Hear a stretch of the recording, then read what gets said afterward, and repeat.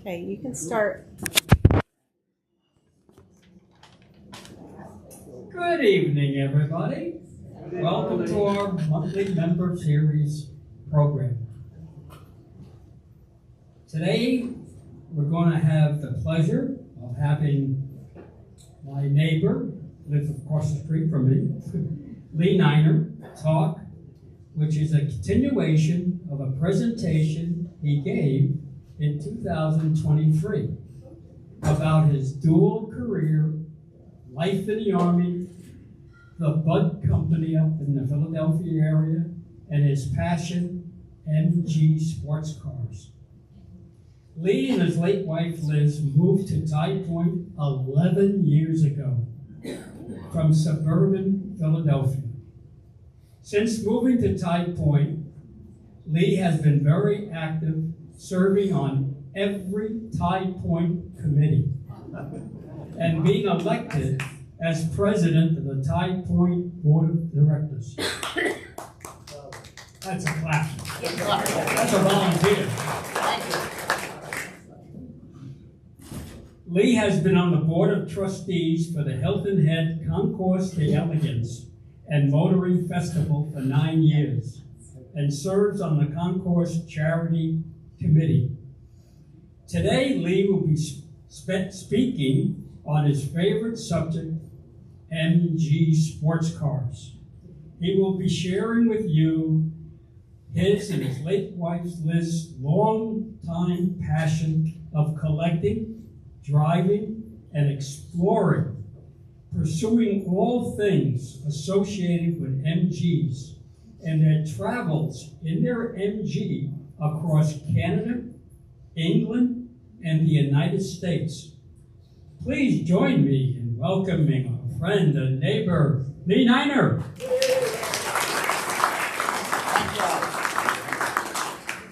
I appreciate the applause. Today I get to speak to you about my favorite non-political, non-religious, and non-TV subjects. MGs. Have any of you ever owned, driven, rode, or lusted after an MG? So the rest of you have never even heard of MGs. So I have a brand new audience I get to talk MGs about. Production of traditional MGs stopped in 1980. The factory built in 1929, located in the city of Abingdon, just outside of Oxford, was shuttered and all the equipment was sold off, as was the property. What was one of the most recognizable brands and trademarks around the world simply passed into history. But thankfully, literally, thousands of loyal enthusiasts have kept MGs lovingly restored, shown, and campaigned throughout the world. Lizzie and I were two of those MG enthusiasts, and this is our story.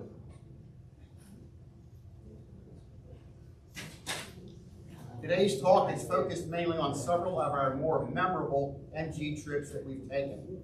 Our 3 MGs and how we managed to stay married in spite of those British sports stars. But first I'm going to set the stage of how our obsession with MG started. I'm going to paint a picture of what it was like growing up in the America of the 1950s and 60s. For many of you, it will be a trip down memory lane that will hopefully provide some insights into the culture of post-World War II America and the incredible bursting phenomenon of the sports car craze. The 1950s and early 60s was a great time to be growing up in America. At least it was in my post-World War II home in suburban Towson, Maryland. It was a time when TV antennas became common on every house or apartment building, and those antennas at first brought great national variety, Western and news shows into small black and white TVs and later on larger color TVs. The emerging interstate highway system allowed Americans to travel, which in turn spawned motels and tourist sites. Suburbia was bursting with new home construction, many featuring 2-car garages because spouses were now working in growing numbers.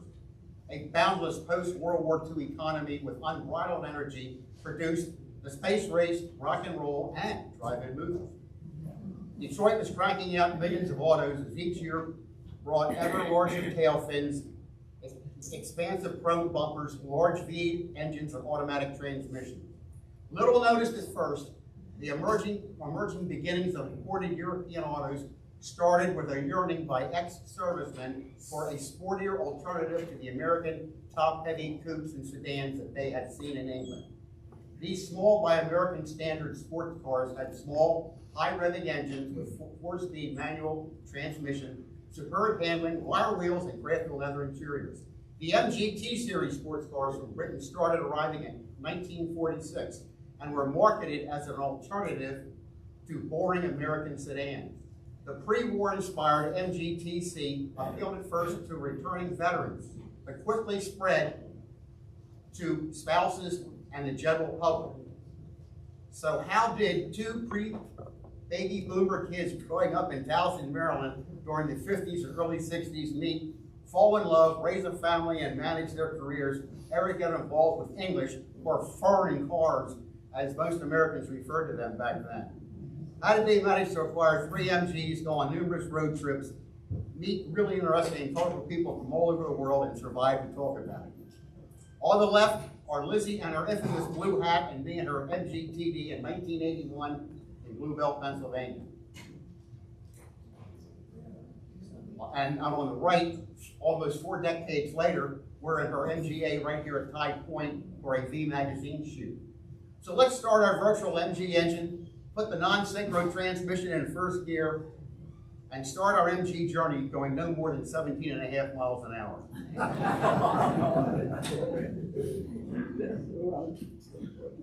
My earliest recollection of sports cars was when I was walking home from Towson Elementary School in the early and mid-50s, watching and listening to MGs, Morgans, Triumphs, and an occasional Jaguar passing by me and downshifting to make the turn at the end of a long, graceful downhill run, which became absolutely addicting to me. Saturday grocery shopping with my mom and dad became an obsession because I spent my time out in the parking lot lusting after those sports cars. There was a very popular children's book titled The Red Car, it's on your left, by Don Stoddard that totally captured my imagination and allowed me, at least in my mind, to fix up a beat-up old MGTC, race that TC on a fictional racetrack, summer to Watkins Glen, and then drive that TC all the way across the country, circa mid-50s. By the way, another book about 1950 racing scene and the sports car culture is The Land of Open Road by Bert S. Levy, published in '84, which today is still a very popular book among sports car people. I highly recommend it if you're still inclined to read it. Now, in my opinion, the best movie ever made that exemplifies sports car culture in America and competitive road racing is Ford versus Ferrari, made in 2019. Have any of you all seen that movie? It's a great, great movie. I've seen it 3 times.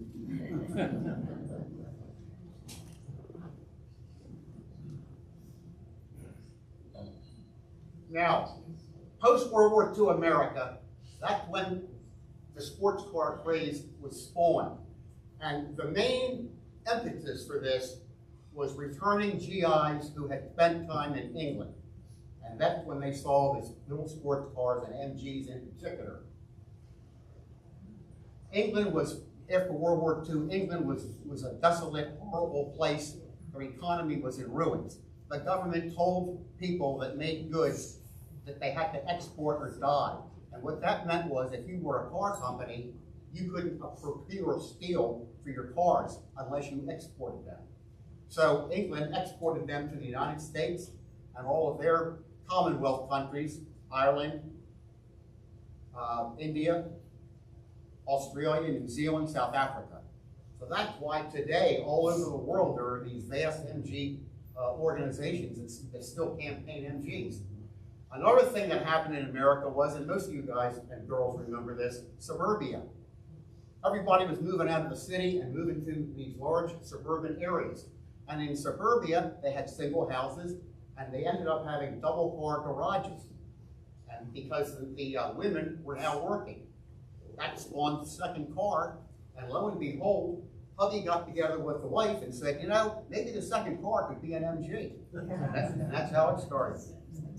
Watkins Glen, which is on the left-hand side here, how many of you have been to Watkins Glen or raced on it? Okay. Watkins Glen is a magic place in upstate New York on the Finger Lakes. It's a glorious little town, and Grand Prix racing, as we know it, started there. The inaugural Grand Prix race in North America was not held on a course like Indy, but rather a European-style 6.6-mile road course with 28 turns out in the Finger Lakes countryside of upstate New York, using public roads with a start-finish line on Franklin Street, right in the village of White. On the right are the T-Series MGs. That's the sports car that America loved first. The top one is the MGTC. That is basically a pre-war MG that was widened 4 inches for the kind of like heavier Americans and the English counterparts. And that sold 10,000 copies and was made from 1945 until 1949. The TD in the middle, that's the one that Lizzie and I had, came out in 1950 and ran through 55, and that sold 30,000 copies. The TF was a stopgap between the TD and the MGA, and that sold 9,500. Easily, without a doubt, half of those cars are still available around the world, campaigned, raced, or shown in car shows. That's the power of the MG brand. Now, if you look at the top, how many people here have ever heard of Pebble Beach? It's the premier concours in the world. You know how it started? It started because they were racing out in that area of Pebble Beach, California, and to attract more people, they started to have a car show that has now evolved into the world-famous concours. And if you look at the top picture, every one of those cars is an MGTC. It's incredible. Look at the bottom. Here's a real hint. If you read the name of the restaurant, where do you think that is? Watkins Glen. That's the first Grand Prix in America. And that's where racing really started, and the sports car craze caught on. Now, in the 1950s, mid-50s, 56, MGAs, and then in the 60s, the MGBs came along. That was the next development after the T-Series car. As Lizzie and I went from separate elementary schools into junior and senior high school, the MGT types, better known as sports car that America loved first, were replaced by the MGA in 56. The MGA in 56 sold 100,000 copies in 7 years. And then later on, the MGB came out in 63. That sold 500,000 copies and was the most popular sports car ever made until the Miata took its place. The picture at the top left is the circuit at Bridgehampton, New York, near Sag Harbor in 1957, which was built after the races were held on local roads from 49 to 53. And one on the right is a track at Reading, Pennsylvania Airport in the mid-60s. That's the top right. Is the MGB passing the Corvette, or is the Corvette passing the MGB? I prefer to think that the MGB is passing the Corvette. One of my favorite pictures. I got my initial racing spectator feet wet in the early 60s by going to Marlboro Motor Speedway between DC and Baltimore. Some of my fondest memories were watching Corvettes going into a curve and watching those newfangled rear-ended engine 356 Porsches come out ahead of them, only to fall behind in the straight to follow. For those of you that aren't sports car people, Corvettes have enormous engines. Porsches have smaller engines. So on straightaway, the Corvette's going to eat them up. But the Porsches have much better handling, and they take the vets in a curve. Same drivers like Bob Holbert and Roger Penske bring the second generation of sports car racers to the forefront. That track was built in 52 and closed in 70. Note that the advertising is now changing to focusing on the sports car experience. So they're focusing on the husband and the wife, or the guy and the girlfriend, or whatever in the cars. They're not focusing on racing as the T-Series did. The introduction of the MGB GT, that's the one dead center bottom, now brought a sports car that would keep your hair in place, ladies, and allow 2 small kids. My best friend's brother bought a used MGA in 1961, and he let the 2 of us high school juniors occasionally take it out, and I was absolutely hooked on sports cars and MG in particular. A mile away from me, a girl a year younger than me who was yet to meet was experiencing some of the same thoughts about sports cars as me, and had also read the red car just as I had. No Chevy Impala or Ford Galaxy for her. She dreamt of driving her own English sports car and racing it. Now you know how our MG addiction started and how America in general became enamored with sports cars. By the way, the Chevy Corvette in '53 and the Ford T-Bird in '55 had been introduced by American manufacturers, so by the late '50s, the country was in a full-blown sports car craze. Even Elvis drove a red MGA in the '61 movie Blue Hawaii. That red MGA, by the way, is on display at Graceland, for which once in your lifetime you have to visit. Has anybody here been to Graceland? And everybody goes there once. If you haven't been, if you can work it in with some kind of a travel group, I hardly recommend going.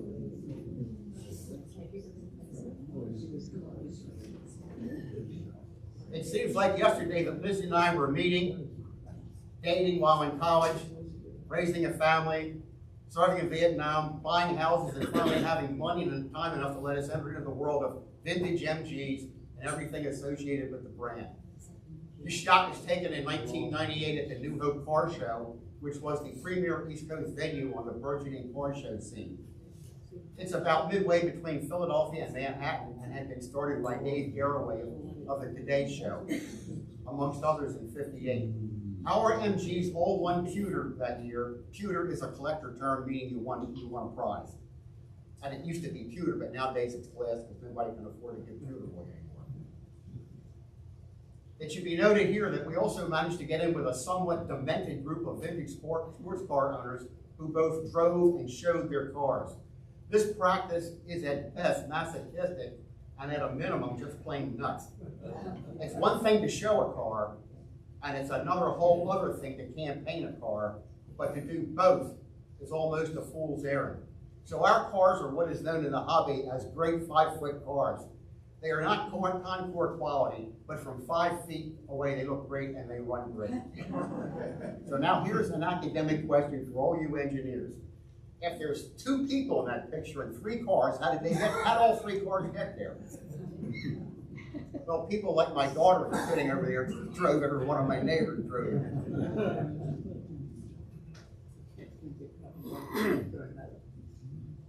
This is our first MG, a red MG TD midget with a 1250cc engine producing 54.5 horsepower. It had side screens, no heater or radio. We purchased it from an Italian fella outside of Wilmington who had done a totally amateur restoration, but the car showed real promise. And what the heck do we have to lose? He finally got upset. He really got upset when we got to the notary, and I said to put the car in Lizzie's name. He had a mild meltdown because, in his opinion, women shouldn't drive their own cars, much less an MG's one. On the way back to Bluebell, the MG's clutch linkage broke, and I found some baling wire on the side of the road and was able to repair it enough to get it home. The next day at work, I had a machine shop make a duplicate part. Thus became the beginnings of our sagas of breakdowns. This became Lizzie's a couple of times a week daily driver to her job about 6 miles away after checking the weather reports. The first several years, we only did normal maintenance until a loose oil filter fitting allowed the engine oil to leak out and burned the valves and bearings. We rebuilt the engine and we thought all was well. We also installed an MGA rear end, which saved 600 RPM and allowed us to cruise 65 to 70 miles an hour. You have to realize the front of an MG T-Series car is flat. So if you go 70 or 72 miles an hour in a car with those aerodynamics, you're moving. Trust me, you're moving, and you feel like you're moving. The picture on the left was taken in the early, yeah, that's right. The picture on the left was taken at a winery in the early '80s, and the picture on the right was when we first bought the car, and that's our yard in Bluebell, Pennsylvania. And let me see if I can find my daughter, who's here today. Whoop. That's her right there. That's Betsy.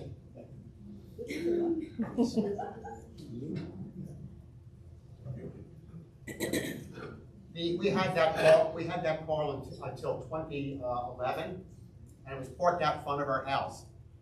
And this younger woman with 2 kids in a car drove up and parked and got out and asked me if the car was for sale. And I said, no, it's not for sale. And so she thought about it. She made us a Godfather offer of so much money, more than the car was worth it. Liz and I took about 3 seconds to accept it and sold the car. Lizzie always felt it was kind of a deja vu moment and was happy that the TD went to another MG loving woman. I think that's special. Our second MG was a Tartan Red 64 four-handle MGB with 1,800 cc's and 90 horsepower. It had such modern conveniences as roll-up windows and a heater, but it didn't have a radio. We had 2 gearhead MG friends look over the car. They both said, "Buy it, it's a cream puff." The plan was for Lizzie to drive it to her teacher's aide job for Columbia School District instead of the TD because it was safer and more reliable, we thought. First day out, the battery died, towed it home. I put 2 new 6-volt batteries in. Next time out, the ignition switch shorted. I installed a new ignition switch. Next time out, the engine overheated. I installed a replacement thermostat. Lizzie went back to driving the TD, but slowly switched over to the MGB as time went by. It felt comfortable at 80 miles an hour on the highway. The pic on your left was taken in Wildwood, New Jersey in the early 2000s. We ran a week-long weekend adventure each year in Wildwood called the Queen Victoria Run at a mom-and-pop motel with 40 rooms. The pic on your right was taken in the middle 90s at our house in Bluebell. Check out the Christmas decorations. We sold it in 2013, right before we moved to TP, to a guy from upstate New York who just had to have it.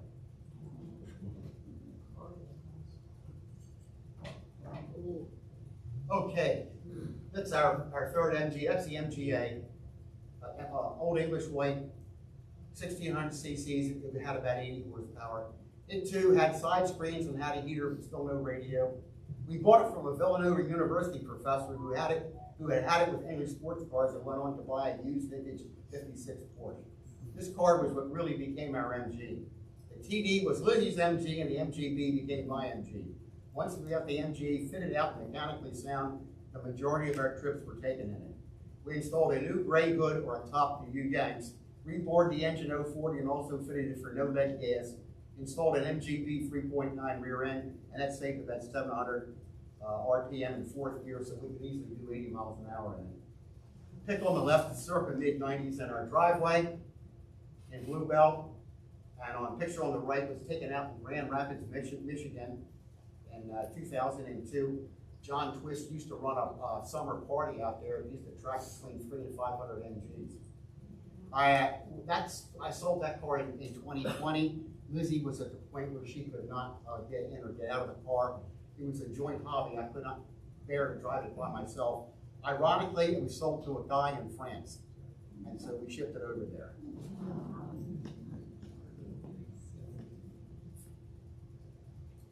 Okay.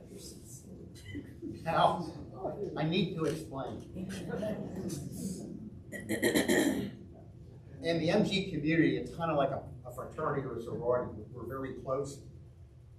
We were in it for so many years. The term of endearment given us by our MG friends was the Bickersons, because of our innate ability to always have what we call discussions about totally unimportant and big things while competing in rallies or at car shows. We never fought over money, but boy, we had many discussions over how to squeeze a tube of toothpaste, or how to read a map, or how to properly enter or exit an MG. Many of our real-life Bickerson encounters were documented in a magazine column titled The A's Habit that we wrote that ran for 19 years. The column always featured the driver, which was me, and the navigator, which was Lizzie. I was always socially or physically messing things up, and Liz was always putting my embarrassing faux pas back together. After several years of writing our column, we were at an MG event, and a fellow approached us while totally ignoring me and asked Lizzie in a very serious voice why she was still married to me. Lizzie replied back to him by saying, to know him is to love him.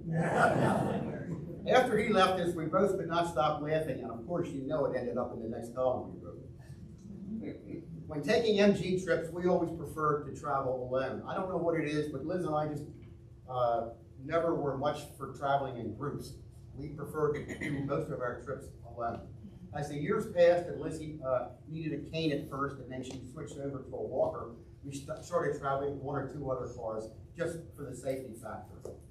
Our first memorable trip was a lap of New England. It was the first long distance trip that we had taken.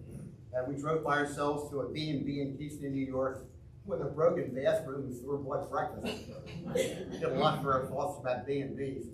Visited all the states and capitals of New England for 10 days and 1,800 miles. Fell in love with the back roads, beautiful scenery, and New Orleans seafood restaurants.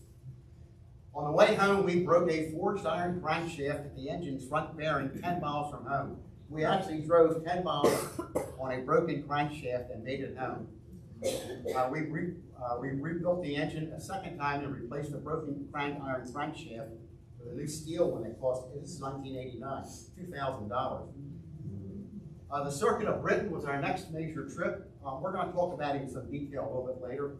The Maritime Meander drove 409 miles in our TD up to Portland, Maine, and took an overnight ferry to Yarmouth, Nova Scotia. The trip was 14 days and 1,800 miles. Incredible scenery as we first visited Nova Scotia, then on to Prince Edward Island, and then on to New Brunswick. Fond memories of eating 1 to 2 pound lobsters every night, and actually eating a McLobster sandwich at the local McDonald's for lunch. Several ferry rides going between islands, wonderful back roads. It's one of the most tourist-friendly areas we've ever been to. 92, we went on the Skyline Soiree, drove 220 miles on our TD starting from Port Royal, Virginia, traveled the Skyline and Blue Ridge Parkway. Have you all been on those roads? They're glorious. A couple of days into the trip, the car started making really strange noises, so we pulled over and could not find anything wrong. The noises went away when one of our fellow MG travelers came over and performed an exorcist right over the bonnet. And the noise went away. Later on, while we were at the Biltmore Estate, Liz was looking at the, they had a giant indoor swimming pool, and she missed a step. So she broke her ankle. So poor Lizzie's in a cast, and if you saw the MG TV, it has a cutaway door. So she rode home with her cast sitting on the door. The net result was 1 broken MG and 1 broken wife. Liz's ankle was in a cast for 6 weeks, and engine rebuild number 2 was completed in much less time. The next good trip we took was an all MG meet in Indianapolis. That's where all types of MGs would gather. It was kind of like a Woodstock for MGs. We got to drive the Indianapolis Motor Speedway. For those of you that are not into motor racing, I can tell you that Indy is 4 miles in circumference. If you have any idea what it's like going 4 miles at 20 miles an hour, you feel like you're on the track forever. And Indianapolis, the stands, the giganticness, it is a huge motor speedway. I cheated, I laid in the back and let everybody go, so I got up to 50 miles an hour for about a mile. The highlight of the trip, has anybody here ever been to the Auburn, Ford, or Duesenberg Museum? Have you? Good for you, Jim. It is the single best automobiles museum in America because it's in an Art Deco style building that was the original sales room. If you ever get out there, it's well worth your trip. My wife was not a car museum person, but fell in love with the building and the architecture. Our next trip was the Great Lakes Loop, 2,900 miles. We drove 470 miles on our TD just to get outside of Toronto for the start. Several ferry boat rides, beautiful scenery in both Canada and the U.S. We really enjoyed Wisconsin, got to visit Packer Stadium, ate lots of rats, and boy, did we drink a lot of beer. Drove from outside Cleveland direct to our house in Bluebell in 11 hours and it rained the entire trip. Hot Springs, Arkansas, we drove 2,500 miles. It was hotter than anything. The most memorable thing for us was we were all drinking beer one afternoon around the pool, and a quick thunderstorm came up. We're all out in the pool drinking beer, having a ball, and lightning strikes are all around us. We didn't care, just having a good time. We drove through Bentonville, Arkansas. That's the home of Walmart. And we got lost in a suburban area of McMansions of all the Walmart executives. It was unbelievable. 2014, we went to Ottawa, drove 2,600 miles. I had 3 flat tires. I just had new inner tubes and tires put on the car. And for those of you that obviously don't understand inner tubes and tires, we used to put baby powder on the inner tube so it wouldn't chafe on the tire. Well, the tire mechanic went and screwed up and put too much baby powder on them, and I had 3 flat tires. Here I am in a very old man trying to change tires. It was not very pleasant. We left, after that, we visited the Canadian Parliament, and MG people, you know, we tend to like a couple beers every now and then, but we had to check all of our possessions before we went into the government building because it was all full of beer. Our plan was to drive down, leave Canada, drive down the US and cross back over into Canada because a friend of mine was going to do some suspension work on the MGA. So we leave Canada, we get into the US, drive down the US because the roads were better and faster, and we switch over to go back into Canada. Well, everything's computerized. Well, the first thing the Canadian official does is go, wait a minute, at 8 o'clock this morning you crossed over and now you're coming back into Canada, you're a US citizen, what are you doing? Why are you doing this? And he questioned us and everything. He finally let us through. Thank God he never checked the luggage because that was all the duty-free stuff that we had bought. Our next trip was the ocean to ocean. We'll do a little more of that later. Richmond, Virginia was the last trip that Lizzie and I took together. It was rather hot. When we got home, we just looked at each other and we knew that was the end of the road. It was getting too difficult for her. Now let's talk about the Circuit of Britain. That's one of my more memorable adventures in my life. It was thrilling, it was exciting. I can still smell it, I can still hear the cars, I can still remember all the wonderful times that we had. It took 2 years to set the trip up. We had a core group of 10 people in the US and 10 people in the UK that coordinated the entire trip. Liz and I opted to stay in B&Bs. At that time, it wasn't like we were B&B people. Most of the people stayed in hotels. And believe it or not, everything in life is connections. It's who you know. So one of the guys that set this trip lived next door to a car transporter president. Ship. So we shipped our cars round trip for $750. It would cost you about $5,000 today to ship it one way. But it's who you know. Packing for the trip, because we have little cars, Liz had a soft-sided piece of luggage. I had a soft-sided piece of luggage. We checked that at the airport. I came in with a plastic box of tools and spare parts. Today, you wouldn't get past the front door of the airport with what I had in there. Land's End to John O'Groats is 874 miles. Most of you people, if you're not Anglophiles or you like the UK, going from Land's End to John O'Groats is what most British want to do once in their life. You can walk it. It's very popular bicycle riding. And also, if you're kind of crazy and you hope the cops, the policemen aren't watching you, you go from Land's End to John O'Groats and you see you can do it in the fastest time.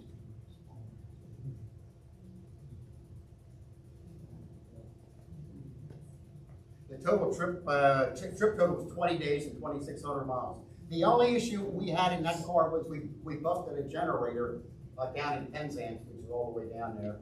And all I did was go into a parts store, buy an MGB generator out in the parking lot. You wrenched off the old one and put the new one on it. It was fine. Memorable lunch stops at pubs. Liz and I would always get a half a pint of beer and a bag of crisps, potato chips for you gents. And that was our lunch. And then when we pull in the evening, there was always a local MG group that was having an evening at the pub, and we would go there and enjoy wonderful pub food and talking with the Brits. And they call those things noggin and natters. Now here's some detail for you. The top left is the containment area in Port Elizabeth, New Jersey. Living in Blue Bell, that was about a 2.5-hour trip from Blue Bell up there. We drove up 10 days before our plane flight over. All we did was put the top up, put the side curtains in. That's how we buttoned it up. And from there, one of the 10 volunteers would drive the car onto the ship. And then the ship set sail. And we got into England on 7-3. And we just drove right to the docks at Liverpool. And that's our car right there. And we're getting ready to leave the docks and proceed to our hotel.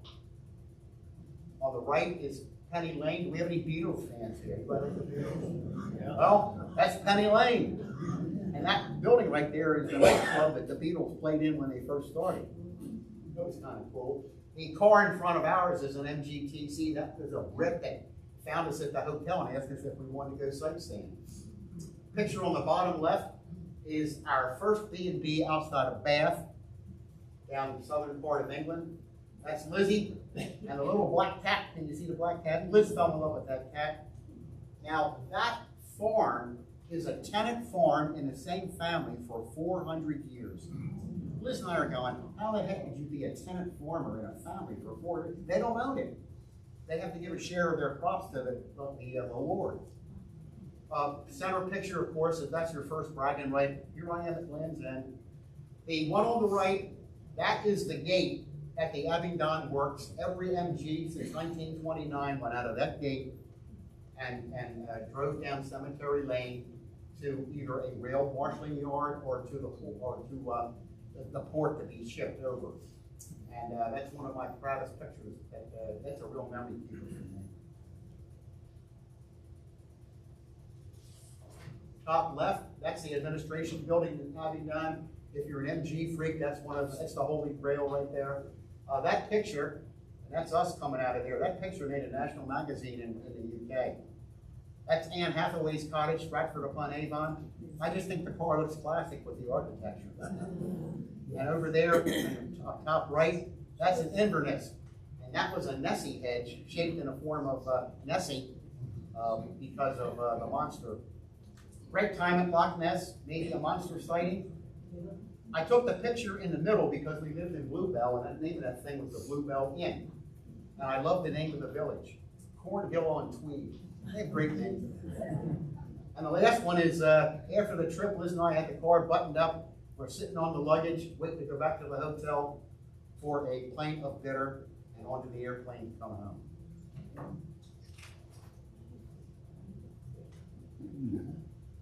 The next trip we'll spend some detail on is ocean to ocean. Has anybody ever driven across the country?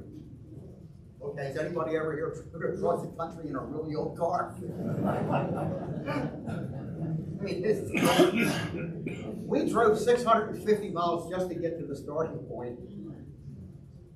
And we stayed in a little place in North Carolina. And we pull in, and there's all these trailers and these giant cables all over the lawn and everything. They were shooting a soap opera there, a film crew. We had gotten lost, it was hot. All I wanted to do was take a shower. So we get out of the car, and somebody comes running over to us and says, no, you can't go in the front door, you have to go in the back door. And I started screaming, I went nuts. And all of a sudden, 3 people came out and picked our luggage up and helped us and everything. And they said, okay, now, you go up to your room, and in 2 hours, we'll let you know when it's okay to come out. 2 hours later, they knocked on the door and said we could come out. True story. Things like that only happen to the Bickersons. What I really remember is, first of all, the MGA ran faultlessly. Not one problem. It was a dream. With old cars, when you get into elevation of 6 or 7 or 8,000 feet, sometimes you have to adjust your carburetors. That little car of ours was magic. Just wonderful travel. It was a trip that allowed us to see some of the infamous flyover states and have some of the best lunches featuring local favorites and driving from one vista to another. Vast cattle ranches, huge windmill farms, giant solar panel complexes, endless freight trains, seeing few cars, but hundreds and hundreds of pickup trucks, traversing mountain passes, surging rivers, and small towns is right out of a Western movie. When I remember or reminisce about the ocean trip, the song "This Land Is Your Land" keeps going through my brain. That's top left, that's Lizzie in the infamous blue hat, reporting number 99 Shoreline. Has anybody been on the Tail of the Dragon? Yeah. Once in your life, drive the Tail of the Dragon. Tail of the Dragon is on US Route 29 in North Carolina. And what it is it's 318 curves with no intersecting roads. So if you're a car freak or a motorcycle freak, that means you can go flat out if you're crazy enough to do it. No truck over 30 feet is allowed. We've driven it twice, once in the TD and then in the MGA. It is the ultimate adrenaline rush. The center picture in the bottom is crossing the Mississippi River at Memphis. And Liz was having such a spectacular time that Mrs. Bickerson takes out her phone camera and takes a selfie, and the phone goes into the Mississippi River. It was the first time that the Bickersons were speechless. Bottom right, Amarillo, Texas. Anybody been to Amarillo? Okay. We checked into the hotel. There were 15 of us, so we ordered a limo. Can you see the horns on the limo? They crammed 15 of us into this limo. And they took us to the Big Texan Steakhouse, which is world famous because they offer you a 72-ounce challenge. If you can eat a 72-ounce steak, you get it for nothing. We walked in the hotel and it was full of, are you ready? Chinese people from a Harley Davidson club. They're this tall walking around in James Dean outfits. And every one of them's lined up trying to eat a 72-inch steak. And they had 3 guys walking around with guitars. I said to Lizzie, I said, God, Liz, please, don't call them over here. I'm not paying them money to sing a song. She waves them over. It cost me $15 to hear the Yellow Rose of Texas. And right close to this is the iconic Cadillac Ranch of Barry Cole sculptures. You've seen them, you just don't recognize the name. They're the Cadillacs buried face down. Yeah. That is really cool to see because people go out and spray paint them. They keep changing their colors every couple of weeks. Let's see. The top right is Winslow, Arizona. And that's famous because the Eagles take it easy. Well, believe it or not, that's about the busiest part of Winslow, Arizona right there. It is hot, desolate, but they've got the sign out there and everybody, including us, has to have their picture taken standing on the corner. On the left here, Route 66 has so many different memorials. I took that one because it's probably the most grandiose one. Most of them are smaller type signs. Route 66 is kind of interesting to drive. A portion of it is still open. That was the main route back in the day. And so basically what you got today, what you see today are basically run-down buildings. There are some gas stations, and ironically, thank God our MGs run on regular gas. Invariably, we pull up to a gas station with all these different kind of pumps. They only had regular gas. And no credit cards. You paid cash.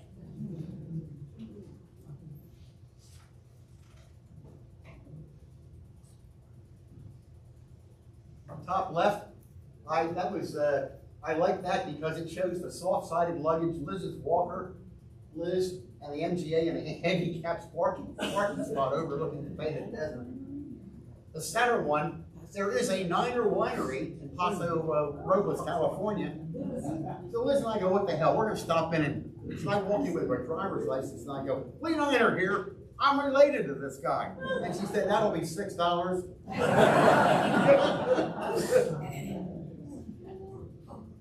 The one on the far right, that's Seligman, Arizona.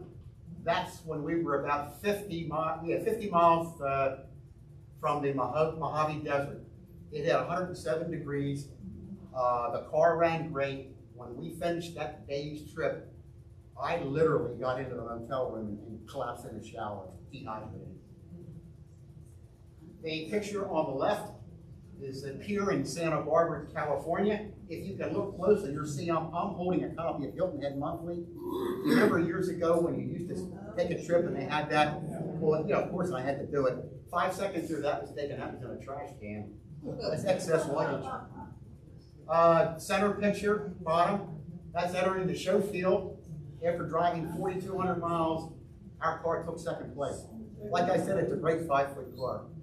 And the one on the far right is, we shipped the car home via auto transport. And that was $1,200 to ship that car home in an open transport. And that, it was great. I got in the car, I started it, Liz was following me in her Miata. And I got it across the bridge coming back. Damn if the water pump didn't break. But I did 4,200 miles in around. Sometimes you're lucky. And this is some adventures we took on our Reliable B. There's in the Potomac River and also on the East Coast. There's lots of little ferries that you can take if you ever go wandering. That was cable driven from one thing to another. The cable pulling back and forth. Yeah. Top right, I think we had 600 MGs. We're trying to set the Guinness World Record there. Somehow we ended up in the front. I don't know how that happened. In Pennsylvania, there's lots of covered bridges. We were always taking on. We love covered bridges. And the bottom right, Lizzie took first place at New Hope in '92. Now, if you look very closely at her, she looks like she's smiling, doesn't she?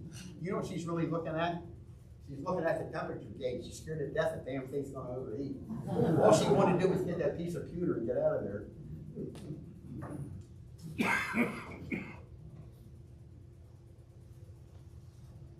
These are some of the racetracks we've been on. We've been on many other racetracks, but these are the ones that stick in my mind. That's Indianapolis on the top left. I wanted to get over to as close to the wall as I could get, but I didn't have any nerve to get any closer than that.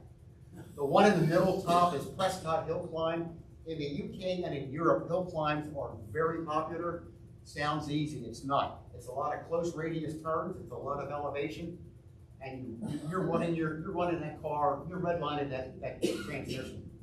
The one on the right is my all-time favorite picture of Liz and me. That's at Watkins Glen. That's past the finish line. We're going about 70 miles an hour. They happen to have a whole bunch of tourists that were given a guided tour. They're cheering us on as we crossed the finish line. That was taken by another fellow MG owner. His wife took it, turned around, snapped it. Great shot. Bottom left, that's Lizzie at Lime Rock. I had Army reserves that weekend, and she and my son went up there. And she took a couple laps around Lime Rock. Bottom center is Summit Point Motorsports Park, West Virginia. In my opinion, one of the finest smaller racetracks in America. We were taking racing lessons then. If you can see, that's me taking the curve, and about 2 seconds after that picture was taken, the left front came off, and the back end started to come around. The wonderful thing about the MG type cars is they're actually evenly balanced. So right when that car starts to telegraph that it's coming, so you can correct. So I did not spin out, it's correcting, it came around. Bottom right is Brooklands. Brooklands is an incredibly famous racetrack in the late 20s in the UK. And we got to actually take a lap around a portion of Brooklands that's still left. We have a couple rules if you're interested in owning an MG. If something can go wrong, believe me, it will. And it's always a spare part that you aren't carrying. That's our TD engine. That's my son Tom. The one in the middle, I managed to crack an MG head. That's the part that sits on the motor. And my head was cracked after I cracked that head. The picture on the right is actually made a National Magazine cover. That is a traditional pose for Liz when the car broke down. She got so used to it, she had her book she could read, and she had herself a little picnic by the side of the road. And when you travel, you need a AAA and you need a Visa card.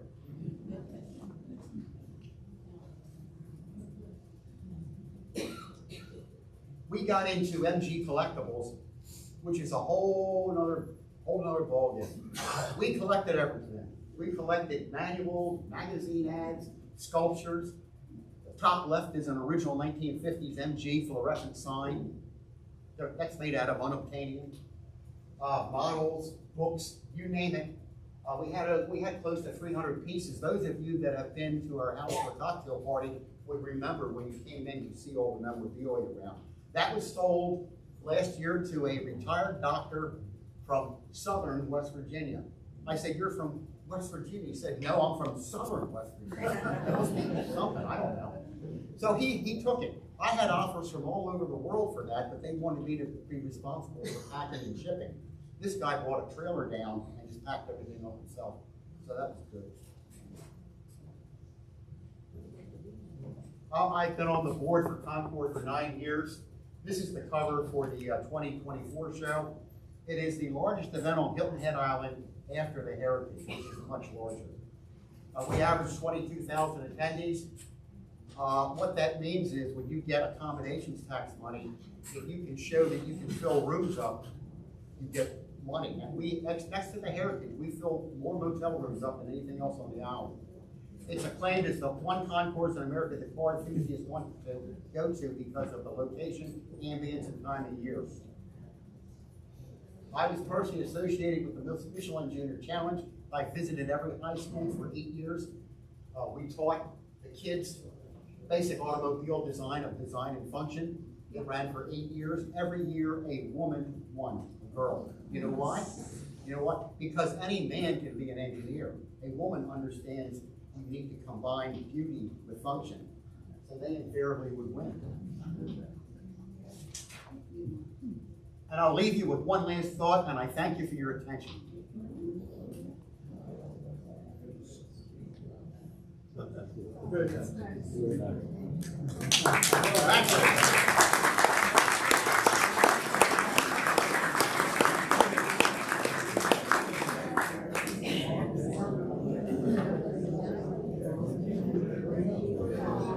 Any questions? Any questions? Yes, sir. Hans? It's embarrassing for me because I have also an old car and I'm involved with the Concur, but I couldn't answer what people are asking me. What is MG standing for? MG stands for Morris Garages. William Morris was the Henry Ford of England, and MG was his own private car company. It wasn't associated with Morris Motors, so that's what MG stands for.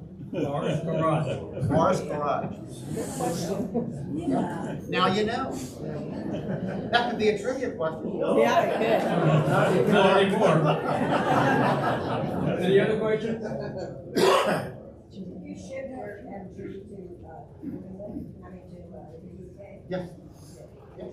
89 cars, man. But I mean, you were, steering wheel was not. The question was, did you ship your car over to England? Yes. The answer is yes. The steering wheel on your car is, on the side. Yeah. So it's a lot of fun to Liz and I've been to the UK about 9 or 10 times. If we could afford it, we live in the UK, so driving over there is nothing for us. We're used to it. But the first time you get into a traffic circle over there, it's an adventure. We were on the way to Blenheim Palace, and we got screwed up reading the signs as you're going around the roundabout. And this Brit comes up in his little sports car and he says, "Oh, are you lost?" We said, "Where's Blenheim?" He says, "Follow me." So we followed him and we got off and went to Blenheim. Any other questions? Yeah, in 1958, my parents took my brother and I to the Brussels World's Fair, and my father made arrangements to buy an Opel in Frankfurt. So we flew from Brussels after the fair to Paris. He took the train, and we traveled for 3.5 months throughout. Cool. And then he shipped the car back. I think because we were from Florida, I think he shipped to Jacksonville. Probably. Yeah. Nice. No, it was nice. We were just coming out Yeah. of Catacombs and Rome. We were in, and in Barcelona also. But, you know.